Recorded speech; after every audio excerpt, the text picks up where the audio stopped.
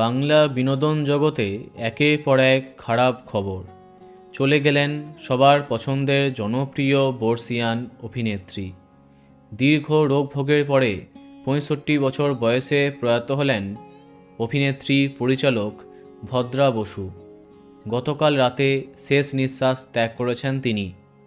নাটকের মঞ্চ থেকে বড় পর্দায় দাপটের সঙ্গে অভিনয় করেছেন ভদ্রা বসু। বেশ কিছু নাটকের পরিচালনা করতেও দেখা যায় তাকে। শেষ তিনি অভিনয় করেছিলেন ঋতুপর্ণা সেনগুপ্তর বেলা ছবিতে। ভদ্রা দেবী ছিলেন নাট্য পরিচালক অসিত বসুর স্ত্রী এবং তার দুই সন্তান দামিনী বেনি বসু এবং আনন্দী বসুও বিনোদন দুনিয়ায় জনপ্রিয় মুখ। তিনি অভিনেতা সুদীপ মুখার্জির প্রাক্তন শাশুড়ি মা। এদিন অভিনেত্রীর আকস্মিক প্রয়াণে শোকস্তব্ধ টেলিপাড়া। ওনার মেয়ে সংবাদ মাধ্যমে জানিয়েছেন, প্রথমে একটি বেসরকারি হসপিটালে ভর্তি ছিলেন ভদ্রা বসু।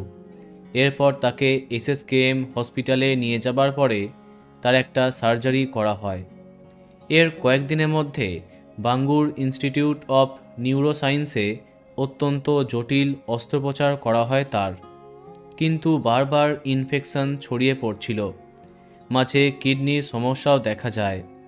তারপরে শুক্রবার রাতে অভিনেত্রীর কার্ডিয়াক অ্যারেস্ট হয়। এইভাবেই নিঃশব্দে চলে গেলেন বাংলা বিনোদন দুনিয়ার জনপ্রিয় ব্যক্তিত্ব ভদ্রা বসু।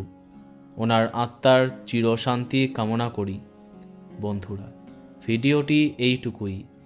বাংলা বিনোদন দুনিয়ার অন্যান্য খবর পেতে সাবস্ক্রাইব কারেন্ট বস। ধন্যবাদ।